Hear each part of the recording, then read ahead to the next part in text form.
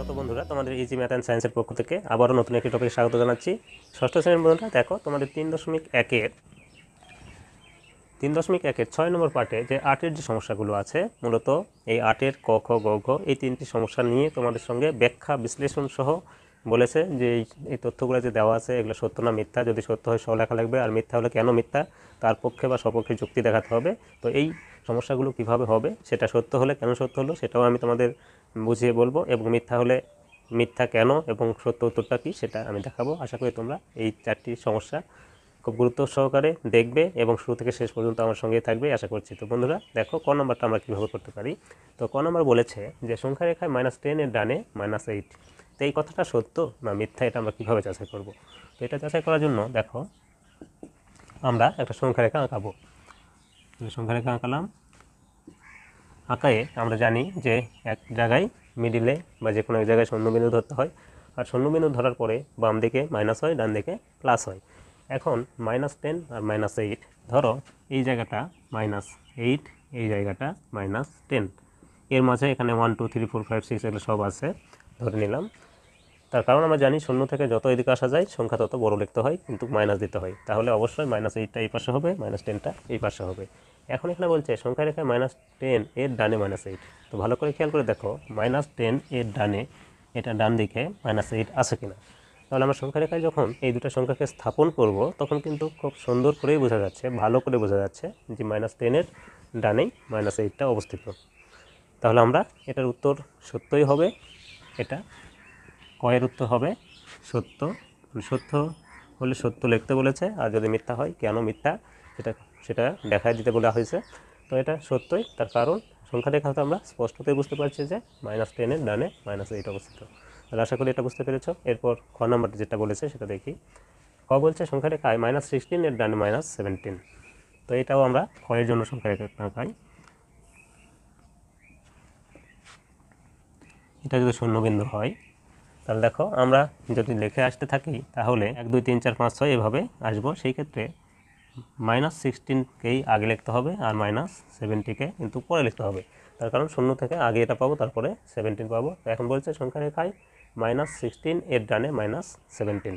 তাহলে এখান থেকে আমরা কিন্তু বুঝতে পারছি যে কে কার ডানে আছে। তো দেখো 17 আছে বামে, 16 আছে ডানে, তাহলে এটা আসলে সত্যি হচ্ছে না, এখানে ডানে নয় আসলে বামে। তাহলে আমরা বলবো এই উক্তিটি হচ্ছে এটা মিথ্যা। এখন কারণ কেন মিথ্যা সেটা আমরা বলবো। কারণ সংখ্যা রেখা হতে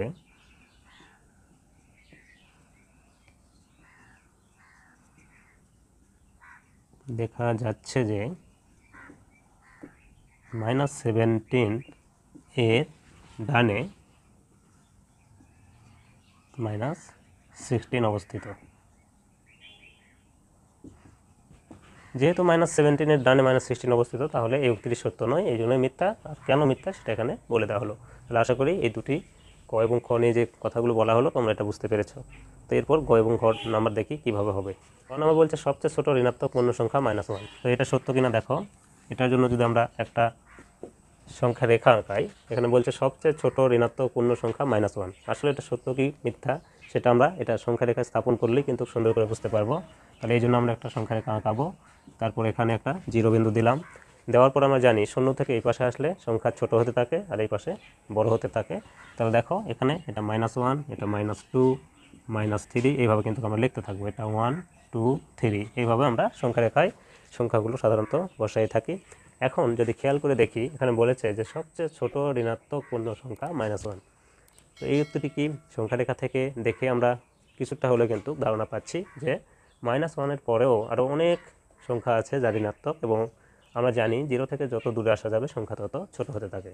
তার মানে -1 থেকে অনেক ছোট ছোট ঋণাত্মক পূর্ণ সংখ্যা আছে যা -1-এর থেকে আরও ছোট। তাহলে আমাদের এই কথাটি সঠিক নয়। তাহলে এইটার ক্ষেত্রে আমরা বলবো এটা মিথ্যা, এই উক্তিটি মিথ্যা। কারণ হিসেবে আমরা বলবো কারণ -1 এর চেয়ে অসংখ্য ঋণাত্মক পূর্ণ সংখ্যা আছে, যা আমরা সংখ্যা রেখা হতে দেখতে পাই। তাহলে -1 থেকে অসংখ্য ঋণাত্মক পূর্ণ সংখ্যা আছে, যা আমরা এখান থেকে দেখতে পাই যে এই পাশে যত সংখ্যা আছে সবই -1 থেকে আরও ছোট। এই ক্ষেত্রে যেমন বলে আমরা লিখতে পারি, যেমন -2, -3 ইত্যাদি।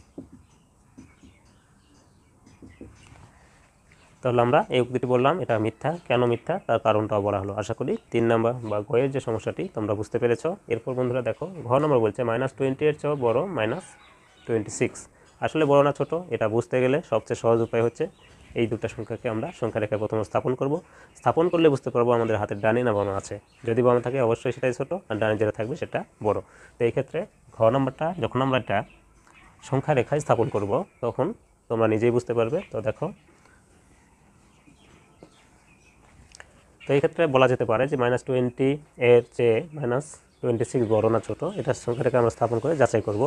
তো প্রথমত 0 দিলাম, এরপর যে সংখ্যাটা ছোট সেটা 0-র কাছাকাছি বসবে, যেটা বড় সেটা 0 থেকে দূরে বসবে।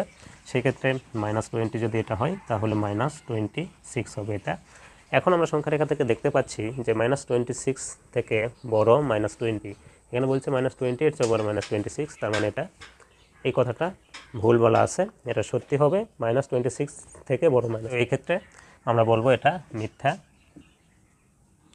আর সত্যটা হচ্ছে, সত্য বলার জন্য আমরা বলবো কারণ সংখ্যা রেখা হতে দেখা যাচ্ছে যে সংখ্যা রেখা হতে দেখা যাচ্ছে যে -20 এর চেয়ে -26 ছোট।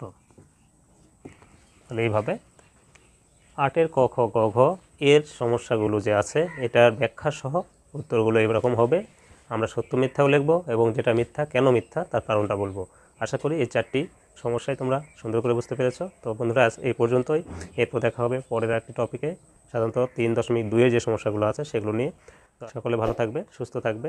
আর যদি সমস্যাগুলো দেখে তোমরা সত্যিই উপকৃত হয়ে থাকো, যাওয়ার বেলায় চ্যানেলটিকে সাবস্ক্রাইব করে আমার পরিবারের সদস্য হবে এই আশা করছি। সকলকে ধন্যবাদ।